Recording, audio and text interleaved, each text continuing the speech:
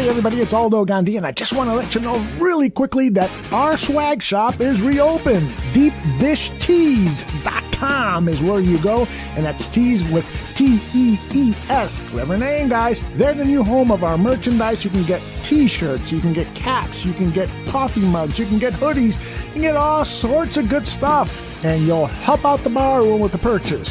So head over to DeepDishTees.com. Some may find the following disturbing. Discretion is advised. Every summer in Chicago, the sunshine spotlights the city's spectacular skyline. Its luxurious lakeshore, marvelous monuments, and the over 200 neighborhoods in the city. And it also brings to light two of the greatest sports franchises in the world. On the north side, it's the Cubs. On the south side, it's the White Sox. This is Crosstown Crosstalk.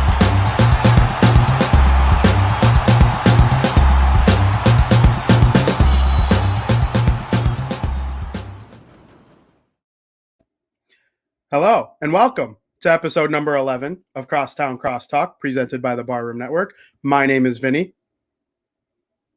And as you could tell, there's no little long-haired dude sitting there waiting to say, my name's Joey. Joey's on vacation. He is in Michigan, hanging out with his buddies, having a good old time, doing some fishing and riding in the sand dunes. And, you know, he's not here. I honestly think it's because he's scared, because on Bar Down Blackhawk Talk, our hockey show, for those who watch, we made our predictions of who the Seattle Kraken are going to take. This dude got 3 right. 3. And I got 8, so he owes me a new hat.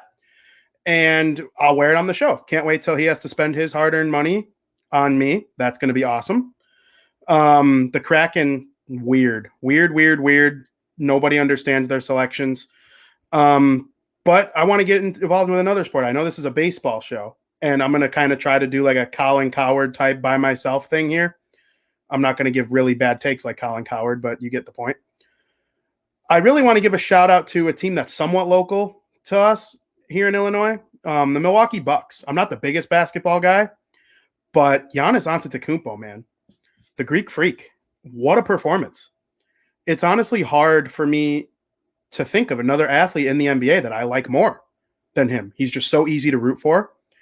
And I highly encourage everyone who watches this show or Bar Down or supports the Bar Room in general, go check out Bulls 101 and all the other Bulls-related and basketball-related programming that goes on here in the Barroom Network, network.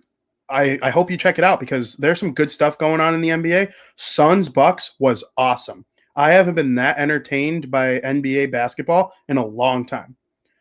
And, my pals up in Milwaukee, I know they're having a good time. I'm very happy for them because whenever a team wins any sort of championship for the first time in 50 plus years, I'm always super excited for it. And they're kind of local. They're easy to root for. I have fun. So Giannis, man, seeing him roll up and order some Chick-fil-A with the Larry O'Brien trophy and then the NBA Finals MVP trophy. And he's like, let me get 50 chicken nuggets. 50? Who eats 50? Well, the guy who scores 50 points in an NBA closeout game, that guy eats 50. While his teammates are out partying in Vegas, he's ordering Chick-fil-A with the people. So I think it's just been a lot of fun to pay attention to. And like I said, if basketball is like that every year, I'm going to become a bigger basketball guy. And you're going to see more Bulls articles coming out of me. Maybe if Laro ever invites me onto Bulls 101, we'll see if I can ever get on that show. How'd the Cubs do today? We have a very special show here. It's not going to be as long as our typical Crosstown Crosstalk shows. Those normally go about an hour. Without Joey, there's no conversation or anything to be had, and nobody really wants to hear me just sit here and talk to myself for longer than a half hour. So I really want to get into what is making me so excited about this show, and that's the fact that earlier this week I interviewed Chicago White Sox third-round pick and now prospect Sean Burke. He is a right-handed pitcher from Massachusetts. He went to St. John's High School over there in New England and played for Maryland, which I think is really cool because that program is pumping out prospects like nobody's business. He confirmed with me in the interview that the Yankees drafted one of his teammates, something I forget. You'll see more in the interview.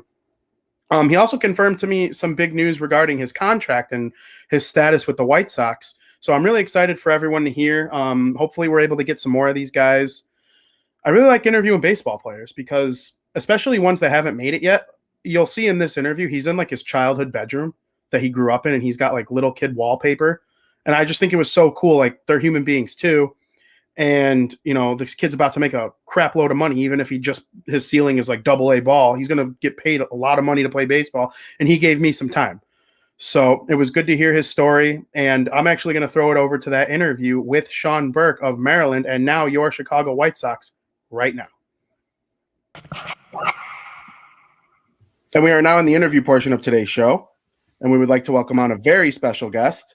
And that special guest is Sean Burke, the newest third-round pick of your Chicago White Sox. Sean, how you doing? I'm doing great. Thanks for having me on the show. Appreciate that. Absolutely. It's a thrill to have like an actual White Sox prospect on the show. We always talk about how we want to get like players and stuff on. So you're the first one we've had in a long list of like awesome guests, but you're the first actual player. So it's an honor. Thank you. Yeah. Thank you. So what was it like to hear your name called by a Major League Baseball organization in the third round? Like, that's got to be crazy, right? Yeah, no, it was awesome. I think, that, like we talked about before the show, kind of all day, all week leading up to that was pretty crazy. So to actually have that happen to me, it was an unreal feeling. Just to be surrounded by my family and friends during it was an awesome time. And it was something I'll always remember. Absolutely. I saw the video that was posted on your Twitter of like you and your family celebrating when your name was called. It had to be real cool being surrounded by all those people in that moment.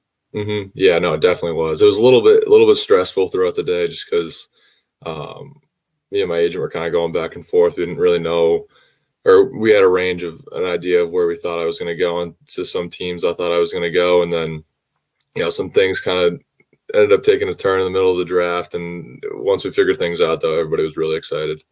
Describe to White Sox fans the type of pitcher that they can expect to see. Like, what type of pitches do you like to throw as you progress through, your career going forward now? What can we expect to see? I think first and foremost, I'm a competitor. That's something I always hang my hat on, is the ability to go out and win games. I think that's, something I've done my whole entire life. As far as like pitch arsenal stuff, I think you're going to see a fastball, curveball, probably my best two pitches. I'll throw a slider. I've been working on a new cutter past couple of weeks. So that's something I'm going to try to, incorporate, or once I get down to Chicago, get down to camp with them, talk to them about and see what kind of they think about that. And then I also throw a changeup too. Very cool. I hope I get to see you eventually work with Ethan Katz, because some of the things he's been able to do with some of these pitchers has been really cool. Do guys like that call you once you're drafted? Like, do you speak to guys like that, or, higher ups in the organization? So I've talked to some of the front office guys. I haven't talked to Ethan. I talked to the pitching coordinator, actually, Everett, the other day, just kind of a plan and what we've been doing for the summer and what we're going to do a little bit once we get into camp.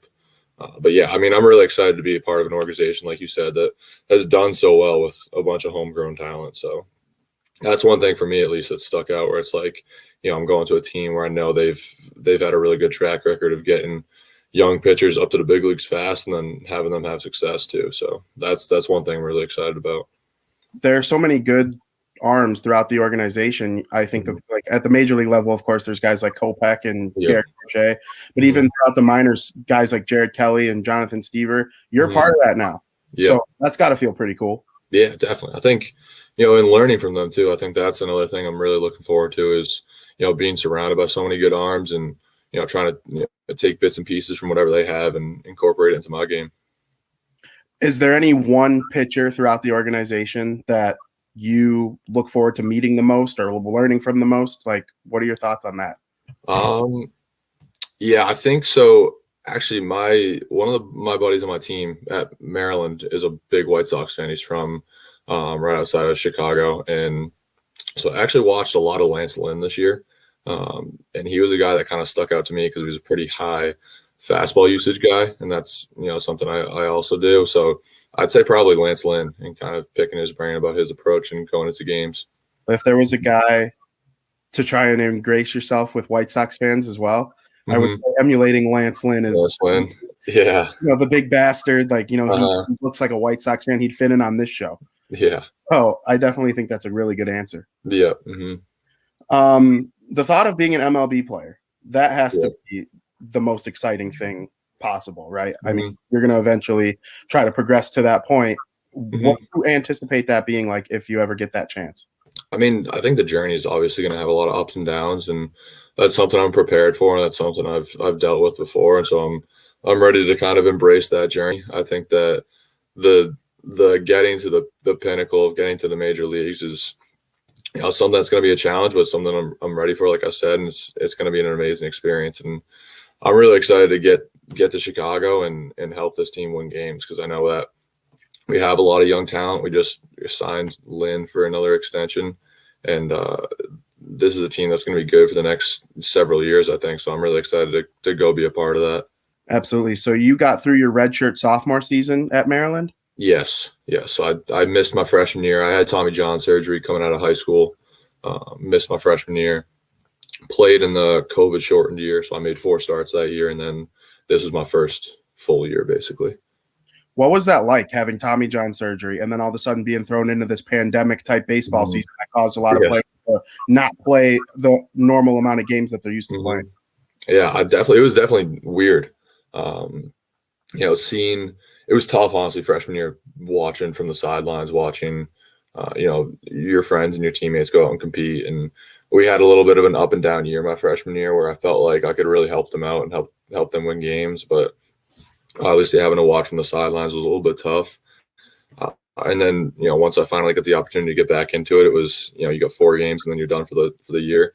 But I took that time off, I think, and used it pretty productively. So I was able to be, really prepared for this year, this time around.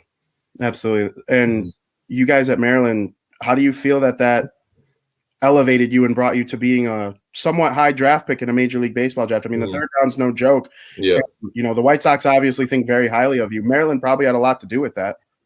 Yeah, no, I think the coaching staff over there does a really good job, and I think the talent they're starting to bring in is starting to match the level of recruiters that those people are over there. And and even in my grade, we had our shortstop got drafted by the Yankees, so we had a pretty good class coming in, and that's where I think if you were to look at me in high school my senior year and then me now in my junior year of college, I'm a completely different pitcher for the better.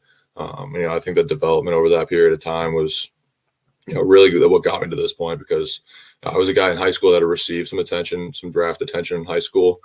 Even though in the back of my mind, I kind of knew I was going to college and I needed to get a little bit better and develop to get to the point I wanted to get to. So I was really happy with the development that went down at Maryland and got me to where I'm at now. And I know that, that's just kind of the building block for the future. I know that, hopefully I'm sitting here in the next, 3-4 years, and I'm saying, that pitcher I was my junior year in college is like nowhere where I'm at today. And I'm so much better than that.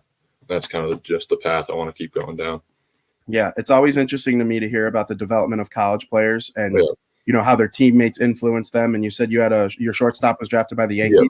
Yeah, shortstop drafted. That's really cool. So I'm really happy to hear that for Maryland baseball, because I like hearing about these programs taking the next step. Do you see them moving on and continuing to keep that level of success? Definitely. I think that, we just picked up a new pitching coach. Our pitching coach ended up getting the new job at Wake Forest. So, I think that we're going to continue to bring in a lot of talent. And I think that, this year was one of the best years we've had probably since, 2017. End of the year ranked, and we made a pretty good run in the regional. Ended up losing to East Carolina in the regional final. But, I thought from a talent perspective and, the youth we had on the team they're going to continue to build on that in the years to come. So I really think the next, 5-10 years, they're going to be one of the best programs in the country. Very cool. Was it at Maryland, or what was the point in your life where you did something and you were like, oh, I can actually make it to Major League Baseball. I can be drafted. I could do this. Yeah. Honestly, I was young. I was probably, 7 or 8 years old when I thought that, I was obviously at that age, I was better than every kid pretty much in my town or my area. And at that time, I didn't really, have that realization like, oh, I know what it takes and I can do that. But at that age, I was like, hey, like this is something I'm really good at, and this is a dream I want to go chase. So, I mean, from a pretty young age, I'd say that was one of my goals in life. That's awesome. I love hearing that. You had the dream that all of us had, and you actually made it come true. So that's really cool. You were the first pitcher that the White Sox selected.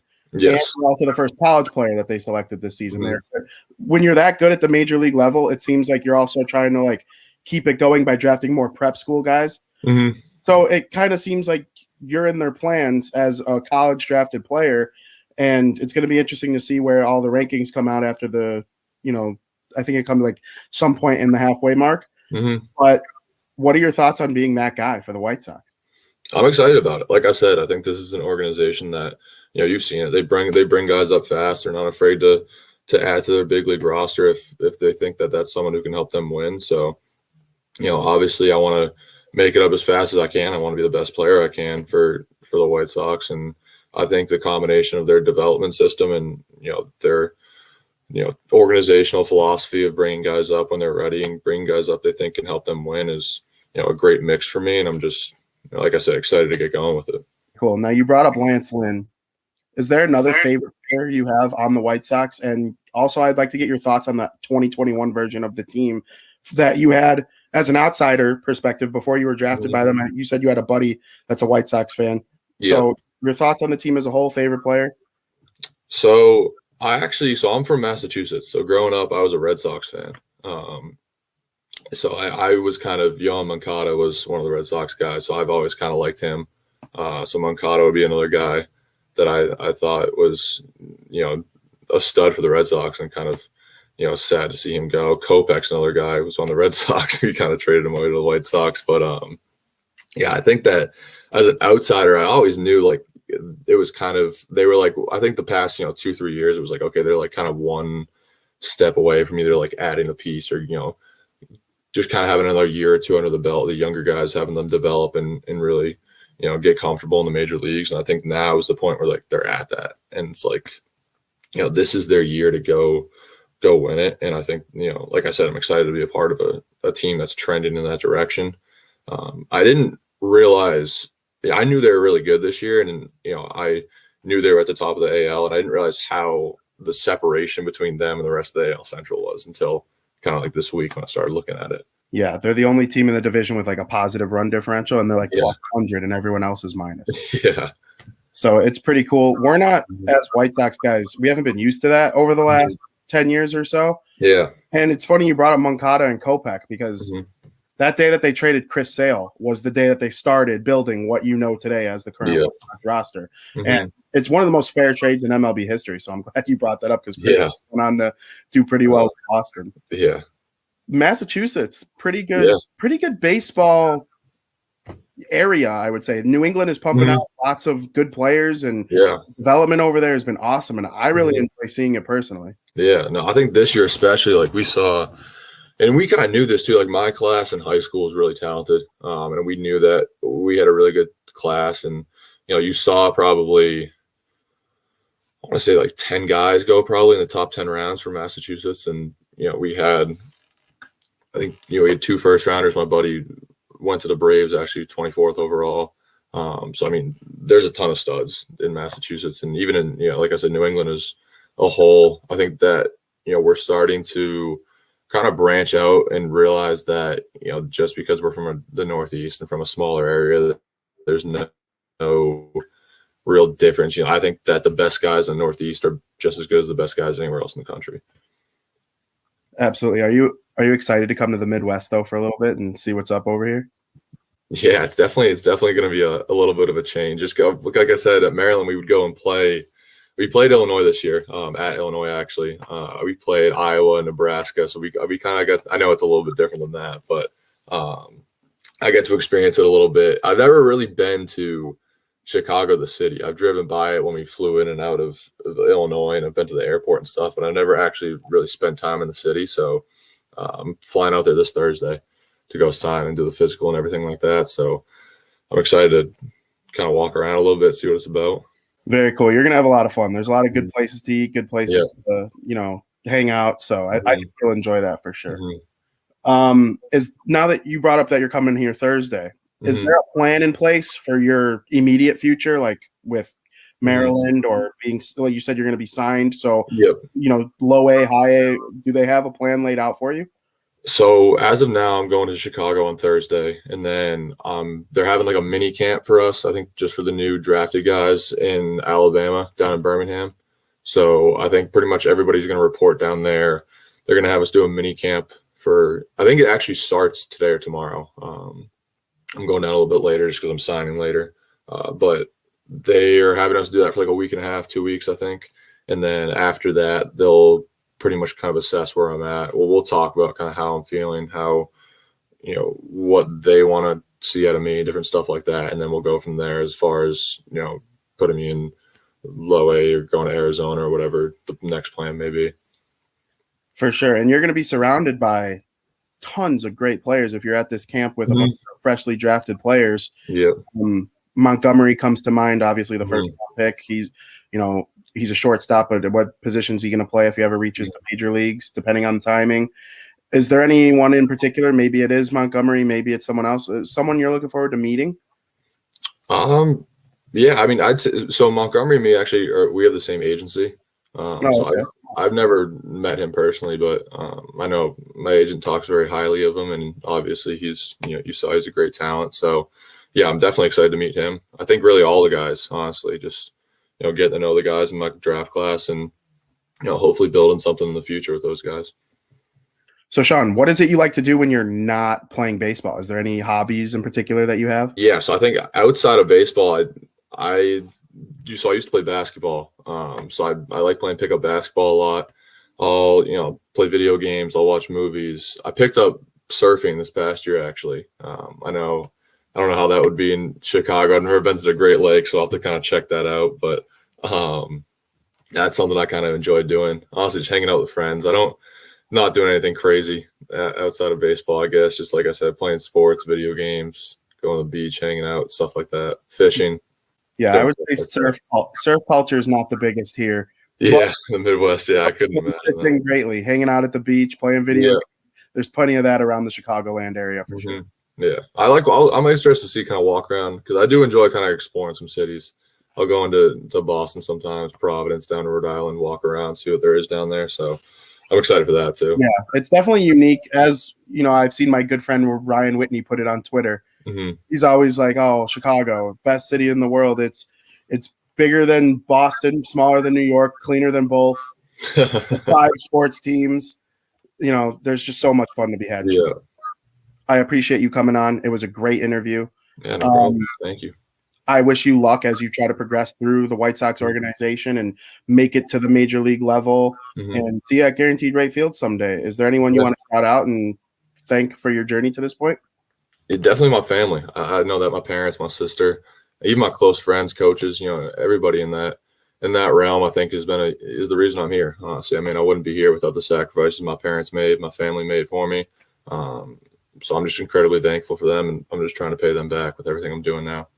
Awesome. Very good. We're so happy to have you as part of the White Sox organization. We wish you well. Thank you. Thank you. I appreciate that.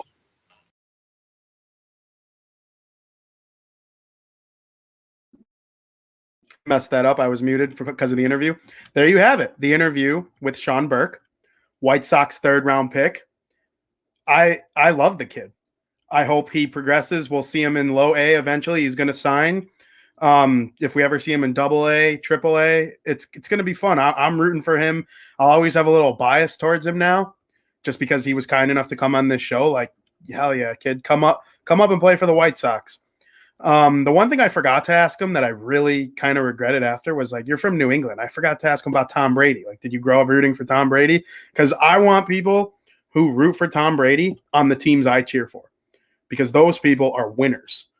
We don't need no losers who don't like Tom Brady. Like, see ya. That kid probably roots for Tom Brady, which is why he's awesome.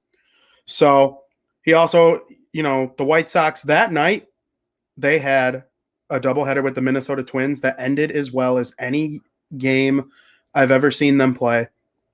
They went 2-2 against the Twins, 1-1 on that doubleheader day, but the second game, losing pretty much the whole game. Reynaldo Lopez started. Lance Lynn, the first game was awesome, and they still lost.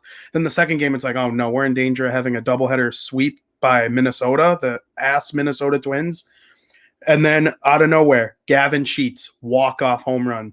So shout out to Gavin Sheets. That Twin series just ended yesterday. They lost yesterday. But Jose Abreu, Andrew Vaughn, they led to a big win. Yohan Moncada, a big win on, I want to say it was Wednesday. Yeah, Wednesday. No, it was Tuesday. And, just another comeback win. You're going to lose games every now and then, but the way they win sometimes is like this team has it right now. And a big series coming up here. We brought up this town a little earlier in the show, the Milwaukee Brewers. It's tough. It's certainly going to be a tough stretch. After the way they played against the Twins and the Astros, especially the Astros, who they took 2 out of 3 from, I like their chances. It's going to be very hard. You got Giolito on the bump tomorrow. He's facing Peralta, so that's going to be tough. You got Rodon versus Corbin Burns on Saturday. That's a premier pitching matchup across Major League Baseball.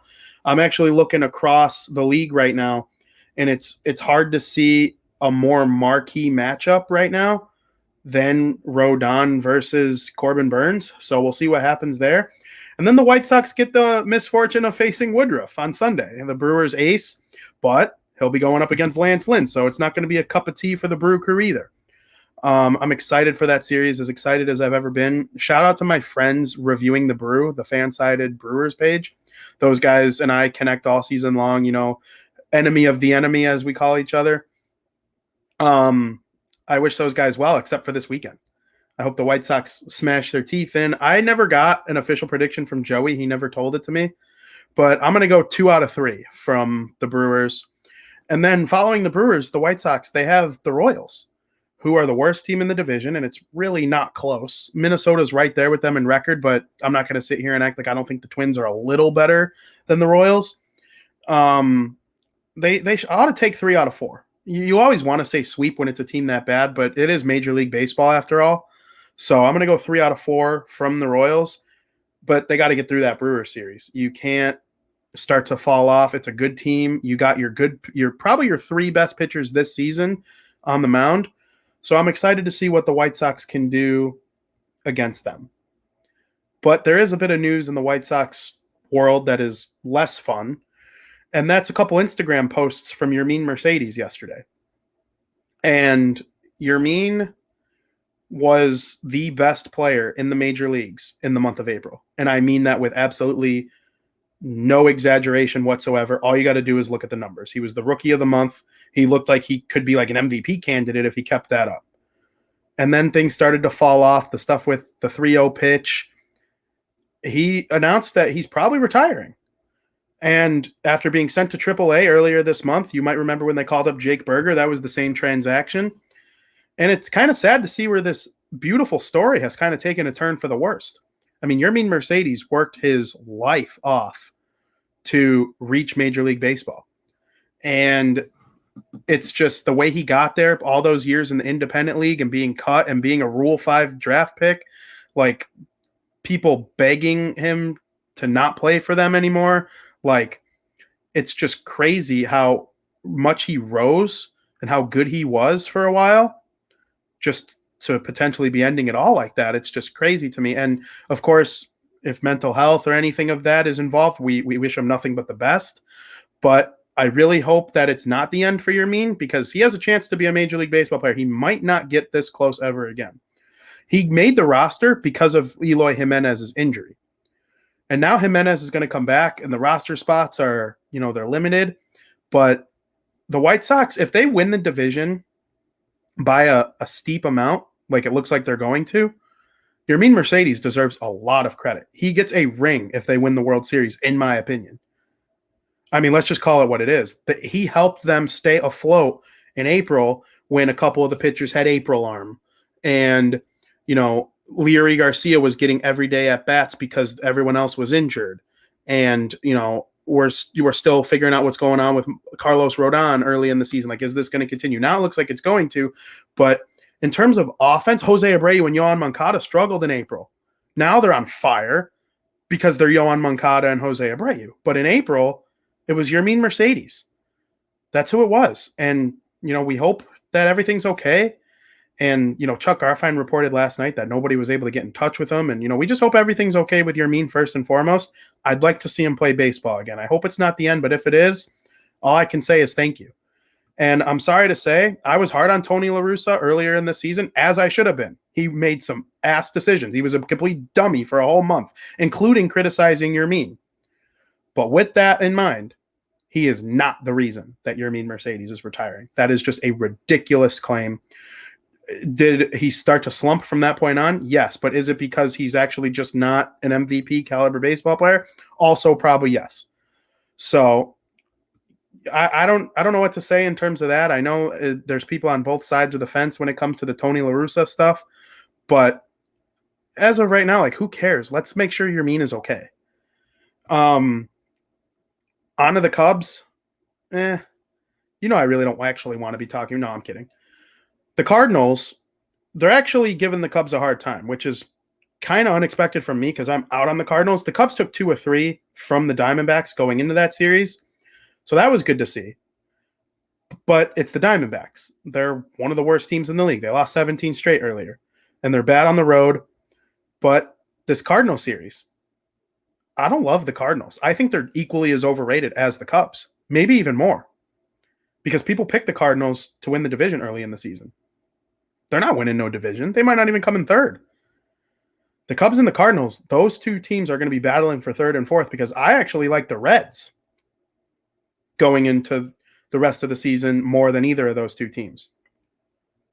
And of course, the big story surrounding the Cubs right now, the fact that Javier Baez, Chris Bryant, Craig Kimbrell, Anthony Rizzo, they're all on the trade block. Whether you want to believe it or not, they're on the trade block, especially KB and Kimbrell.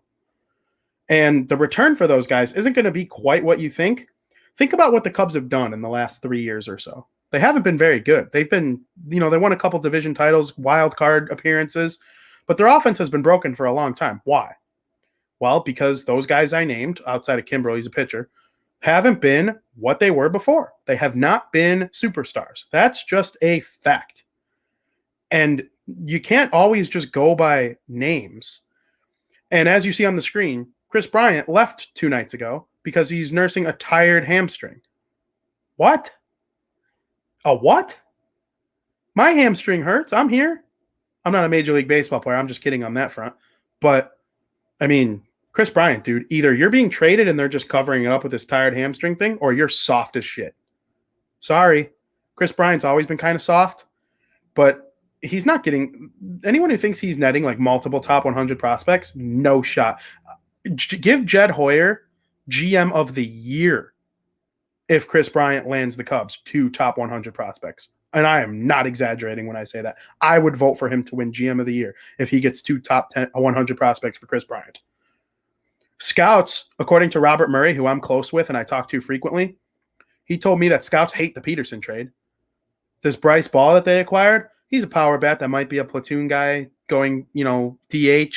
That's not what you want in trades. That's not a good way to kickstart a retool or a rebuild, whatever you want to call it based on your allegiance. I mean, come on now. Chris Bryant, Anthony Rizzo, if I was Anthony Rizzo, I would just try to sign for whatever right now because he's a 32-year-old with an injured back first baseman. Good first baseman. Those guys, they're kind of a dime a dozen. The White Sox signed Abreu 5 years ago. They drafted Andrew Vaughn 3rd overall, and they have 5 other guys who could play first base at a high level on the team. Yasmani Grandal, Zach Collins, Jake Berger. I mean, even Yermin Mercedes could probably pick up some first base if he wanted to. I mean, if I'm the Cubs, I'm trading all of them because it's been broken since 2017. The day they traded Eloy Jimenez and Dylan Cease to the White Sox for Jose Quintana, that was their last chance to try and win. Quintana didn't work out for them, and it's been downhill ever since. And that has nothing to do with the fact that the trades were to the White Sox. That has everything to do with the fact that the Astros got Verlander for basically nothing. The Cubs could have got Verlander for Jimenez and Cease. No, instead they got Quintana, who now stinks for the Angels. He doesn't even stink for you. He stinks for the Angels. So they got to be good with these trades. They got to try. And I cannot believe the way people defend some of these guys with how bad they've actually been. I mean, you can't beat the Cardinals, who are the most overrated team in baseball. I'm sorry. They got the D-backs coming up for 3. They should be able to take care of their business against them. If they can't take care of their business against the D-backs, I don't know what to tell you. Then it's like even worse than I thought. And then you got the Reds for 4. That's going to be tough. I got you sweeping the D-backs and taking 1 out of 4 from the Reds. That's my prediction for that. I just can't believe that the whole trade thing, people wanting them to sign all of them for the money. Javier Baez wants $200 million. For what? How good you were in 2018 and 2019? What have you done since? A lot of people often look at like careers as like a measurement of what you're worth now. You know what the most important thing in baseball is in terms of measuring you? Your last 10 games. I believe that. People bring up the fact that the White Sox got swept by the Yankees in May. I don't care. You think I care what the White Sox without Robert and Jimenez did against the Yankees at Yankee Stadium 2 months ago? No. The Astros series 2 series ago, that's something to build your evaluation on. But in a month from now, I'm not going to care what went on in that Astros series, because if the White Sox are slumping a month from now, I'm not going to say, oh, well, they beat the Astros. It doesn't matter. You have to be good now. And the Cubs haven't been that. Javier Baez's on-base percentage is abysmal. The fact that I don't even know if I'd give him $100 million. If the White Sox traded a mid-level prospect or 2 for him, and he played second base for them for the rest of this season and then walked, I'd be completely cool with that. Because he does provide power. He's going to hit 30 bombs and have 90-plus RBIs. His OPS will always be in the 700s or higher for that reason. And they have a lot of on-base percentage type guys batting around him, so he would benefit from that. When he hits a home run, chances are someone's going to be on base because Yasmani Grandal will be in the lineup, Luis Robert, Jimenez, Yohan Moncada, Abreu, Anderson, like Andrew Vaughn even. It's all there for Baez to succeed, which is partially probably the reason he's struggling to get on base a little more with the Cubs. He's just a free swinger, and that's going to lead to a lot of strikeouts. And maybe he'd get better pitches to hit if he was in a deeper lineup. And so he's to me the most interesting piece out of all the Cubs, what they decide to do. And I kind of understand it from a business perspective too, because sports are entertainment. I mean, you watch sports and then you come on and watch talking heads like me talk about that. I mean, in a way, it's like, think of a TV show or like the WWE. Like, we all want the storylines. We all want the flash, the merch. That has everything to do with decision-making as well. And Javier Baez provides that. He's going to sell tickets. Oh, look at that sweet play Javi made. It doesn't matter that he has 17 errors, because a lot of times he's going to make a sweet play and he's going to gun him out at first. And the Cubs want to put his face on a billboard or on a ticket stub or, one of the signs outside the stadium. He's one of those types of guys, facial recognition. So he is worth it in that aspect. But in terms of winning baseball games, I'm not sure how any of these guys help you beyond this year, because it's not working now. It didn't work last year. You won the division last year basically because the Cardinals didn't turn it on till the end. Same thing with the Brew Crew. And that could have been the 60-game season showing its true colors, because I honestly think we can evaluate the 60-game season now better than we were able to last year, because the Brewers are awesome and they caught fire at the end of last season. At the end of the short season, they made the wild card, but they didn't have time to catch the Cubs because it was only 60 games. And then this year, they look like that team that ended last year. And the Cubs didn't score a single, what, they score 1 run in the playoffs last year in the 2 games, 1 or 2 runs total against the Marlins. I mean, this is me trying to speak to my Cub fan friends. That team needs to be better. And what they have right now is not getting it done. So Diamondbacks, Reds, we'll see what they can do against them. By the next show, I don't even know the date today. Today's the 22nd. Yes, we have one more show before the MLB trade deadline. Me and Joey are probably going to base the entire show next Wednesday on that. And I'm very excited because the White Sox are buyers, the Cubs are sellers. It's going to be interesting. I'm interested to see what the Minnesota Twins do. Are they going to keep Donaldson? The White Sox only play them one more time. I wrote an article today for SouthsideShowdown.com. I don't want the Twins to trade Cruz. I know that outside of Aaron Rodgers, no one has torched the Chicago team more than Nelson Cruz has torched the White Sox. And I still don't want them to trade him because he's a designated hitter. Means they're probably trading him to an American League team. The only teams that would trade for someone that big are contenders. Do you want to see Nelson Cruz on the A's? in October? How about the Rays? Oh, maybe the Astros. Oh, no? Okay, let's keep them on the Twins, please. Stop begging for Nelson Cruz to be traded. We don't want that. We have one more series with them, and it's in early August. Then we never see the Twins again till next season. Sayonara. So the trade deadline is going to be a lot of fun. Can't wait to cover it. One more thing I want to talk about. Red Sox Yankees. The rivalry's back. I know people probably get annoyed at me talking about it on the show, but I just love it so much. It's what got me into baseball. And seeing them play each other this week, Garrett Cole's going to go tonight. Or not tonight, tomorrow. Tonight's Montgomery versus Hoke, which should be a lot of fun, actually. I'm excited to watch that. Garrett Cole versus Erod. I mean, that's going to be awesome. The Red Sox are getting Chris Sale back, too. He's going to throw another simulated game on Saturday and hope that that's it. So I'm excited to see Chris Sale return to the Red Sox. The Mets have been a crazy team to watch these last week or so. Blowing 6-1 leads, coming back from 6-1, kicking the baseball all over the field like it's a hot potato. I mean, just a crazy team to watch. You ever want entertainment? Watch the New York Mets. Because they're a first-place team that's kind of in first place because of the fact that they're in a weak sauce division. The New York Yankees actually have the same number of wins as the New York Mets. The Yankees are in third and 7 games out of first place. The Mets are in first by 3.5 games. Not all Major League Baseball divisions are created equally. And, you're a product of where you align and how you go into the playoffs. And like I said, it comes with the White Sox and the Cubs too. Oh, the White Sox, they play a bunch of teams in the AL Central that stink. Well, they took care of the Astros. They 2-2 against the Red Sox, swept by the Yankees. Got to take care of that at the Field of Dreams. A couple more shows before that. But, I mean, you got to win the games that are in front of you. And the Mets have been doing that. The White Sox have been doing that.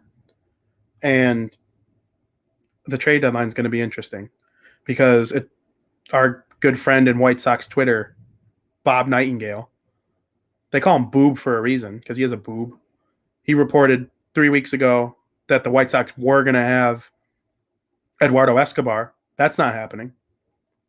I mean, it might, but why hasn't it happened yet?